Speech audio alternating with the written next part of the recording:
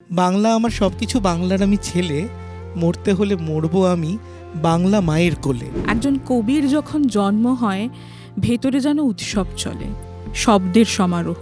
সে প্রেমে পুরুষও পড়ে রাধিকার মতো। যখন দেখেছি আমার ভাষাটাকে কেউ অপমান করছে, ঠিক। আমার খুব গায়ে লেগেছিল। কোনো কবি কিন্তু বিশ্বাসযোগ্যতা ছাড়া লিখতে পারেন না। আমি যে খাবারটার টেস্ট জানি না, আমি জাস্ট ক্যামেরার সামনে দাঁড়িয়ে কি সুন্দর অপূর্ব এটা বলতে পারবো না। কবিতার কাছে বিন্দু বিন্দু জল, কবিতার কাছে ঝর্ণা চাইবো না। অন্ধকারের শরীর ঠেলে দুর্গা হবি, এই ছেলেটা, যে ছেলেটা ছেলে হয়েও অনেকটা ঠিক অন্য রকম, যে মেয়েটা আগুন ঠিকই পৌরুষ যার রকম সকম, একজন মহিলার হাতে 10খানা অস্ত্র তুলে দিয়ে তাকে একা একটা অসুরের সঙ্গে লড়তে পাঠিয়ে দিল যে যাও মারো।